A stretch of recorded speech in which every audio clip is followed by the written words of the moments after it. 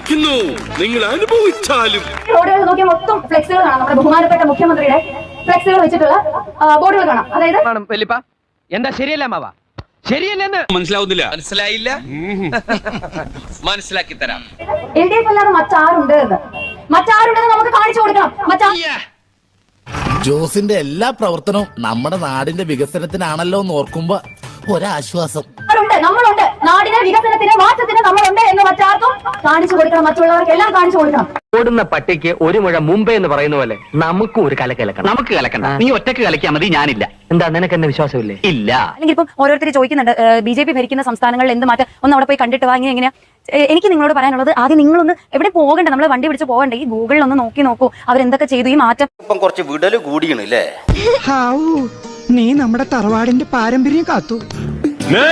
രാത്രി ഭക്ഷണം കഴിക്കാൻ വേണ്ടിയിട്ട് പാർട്ടിക്കാരുടെ കൂടെ പോയിട്ടാണ് വരുന്നത്. അപ്പൊ അതിലൊരാള് വേഗം കഴിക്കട്ടെ, MLA കഴിച്ചിട്ട് പോട്ടെ ആദ്യം. എന്നെന്തിനെ പൊക്കി പറയണേ? കിടക്കട്ടെ, എന്നെ കൊണ്ട് ഇതൊക്കെ അല്ലേ പറ്റുള്ളൂ. MLA ഞങ്ങളൊക്കെ MLA ആണ്. കുടിക്കാൻ പൈപ്പിലും വെള്ളമില്ല, കുറെ കെറ്റിലും വെള്ളമില്ല. അതൊക്കെ നാട്ടുകാർക്ക് അറിയാവുന്ന കാര്യം അല്ലേ? അപ്പൊ പറഞ്ഞു വരുമ്പോ നമ്മൾ ഒരേ റൂട്ടിൽ ഓടുന്ന വണ്ടികളാണല്ലേ? എല്ലാരും വിളിക്കണത് അങ്ങനെയാണ്. ഇപ്പം അവര് ഉറപ്പിച്ചു കഴിഞ്ഞു. അവന്റെ ഒരു സത്യം പറച്ചില്. ആരാത് പറഞ്ഞേ? എടോ, ഇതൊക്കെ ആരെങ്കിലും പറഞ്ഞിട്ട് വേണോ? കാര്യങ്ങളൊക്കെ ഇത്രയായ സ്ഥിതിക്ക് നമുക്കോട്ട് ഊഹിക്കാൻ പാടില്ലേ? ഞാൻ സ്നേഹത്തോടു കൂടി ഓരോ സമയം പ്രചരണത്തിൽ ഓരോരുത്തരോടും പെരുമാറുന്നത് കൊണ്ട് അവരെനിക്ക് അത്രയും ആത്മവിശ്വാസം തരുന്നു. അവരെന്റെ ഒപ്പം നിൽക്കുന്നു.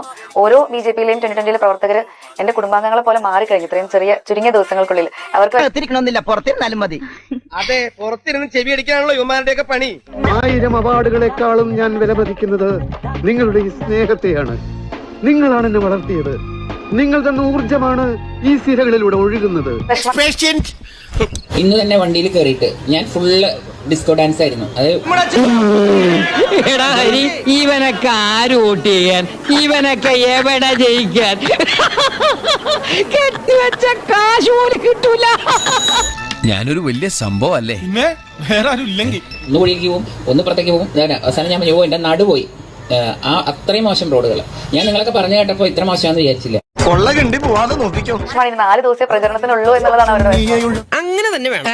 അല്ല, രാശിപ്രകാരം അങ്ങനെ വന്നേ പറ്റുള്ളൂ. പ്രതിഭയാണ്, പ്രതിഭാസമാണ്. താമര എന്നുള്ള ചിഹ്നം മാറിയതുകൊണ്ടായിരിക്കാം ചക്ക ചിഹ്നം എന്നുള്ള രീതിയിൽ ചിലപ്പോൾ എന്തെങ്കിലുമൊക്കെ ഒരു മനസ്സിൽ നീരസം ഉണ്ടായിരിക്കാം. താമര തന്നെയാണ് ചക്ക. കണ്ടാലും തോന്നും. എന്താണ് തമാശയാക്കാണ്? അല്ല തമാശയാക്കാണ്, അങ്ങനെ ആക്കണ്ട. ഭയങ്കരമായ ആള്. എന്താണാവോ പുതിയ കണ്ടുപിടുത്തം? തന്നെയാണ് താമര, താമര തന്നെയാണ് ചക്ക. ചക്ക നമ്മളിങ്ങനെ പൊളിച്ചു കാണുമ്പോൾ താമരയുടെ ഇതളുകൾ പോലെ. അപ്പൊ ഞാൻ സത്യം മാത്രമേ പറയാറുള്ളൂ. എടുത്തണ്ട, ആർക്കായാലും ഇച്ചിരി വെളിച്ചം തലേ കയറിക്കോട്ടെ.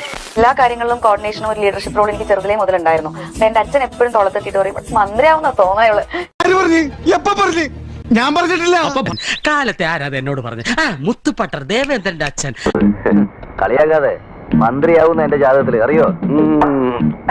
ആദ്യം എളുപ്പമായെന്ന് വരും. അതിനുള്ള വിദ്യാഭ്യാസം അല്ലേ ഒരു പറഞ്ഞു ഊതാതെ യൂണിറ്റ് എപ്പോഴും പറയുന്ന ഡയലോഗ്. ഒക്കെ രാഷ്ട്രീയത്തിൽ ഭയങ്കര ഭാവിയാണ്. ഇവിടെ മന്ത്രിയാവുന്ന ചെറുപ്പത്തിലെ കഥ കേട്ടോ പറയണേ. ഇപ്പൊ കറക്റ്റ്. അല്ലെങ്കിൽ പിള്ളേച്ചൻ നുണ പറയുന്നതായിരിക്കും. ഇനിയും കേൾക്കാനുള്ള മുസ്ലിം പോർ ഇദ്ദേഹത്തിനില്ല. എടുക്കോ? പാലക്കാട് തരും. ഇയാൾക്ക് ഞാൻ തെങ്ങും തോപ്പ് കൊടുക്കും. കാരണം അപേക്ഷിച്ചിട്ടുണ്ട്. അവരോട് സഹോദരി സഹോദരന്മാരോട് എന്റെ അഭ്യർത്ഥന, ഒരു 5 കോടി രൂപയുടെ വികസന പ്രവർത്തനങ്ങൾ ചെയ്യാൻ വേണ്ടിയിട്ടുള്ള ഒരു MLA ആയിട്ട് പോകാനല്ല, നമുക്ക് 700 കോടിയുടെ വികസന പദ്ധതികൾ 100 ദിവസം കൊണ്ട് ചെയ്തു തീർക്കാനായി. അത്രയും വേണോ? വേണം, കുറച്ച് കടുപ്പത്തിരിക്കട്ടെ. കേന്ദ്രാവിഷ്കൃത പദ്ധതികൾ ഉൾപ്പെടെ നൽകും എന്ന് രാജ്യത്തിന്റെ പ്രധാനമന്ത്രി തന്നെ പാലക്കാട് വന്ന് ഇവിടുത്തെ സഹോദരി സഹോദരന്മാരോട് അഭിവാദ്യം ചെയ്ത് അദ്ദേഹത്തിന്റെ വാക്കുകൾ പാലക്കാട് കേട്ടുകഴിഞ്ഞു.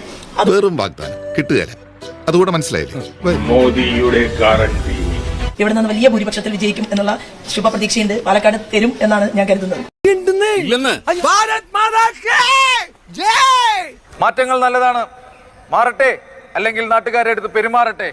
ഒരു ചുവന്ന സ്വിച്ച് കാണുന്നുണ്ടോ? കാണുന്നുണ്ട്. ചുവന്ന സ്വിച്ച് അമർത്തി.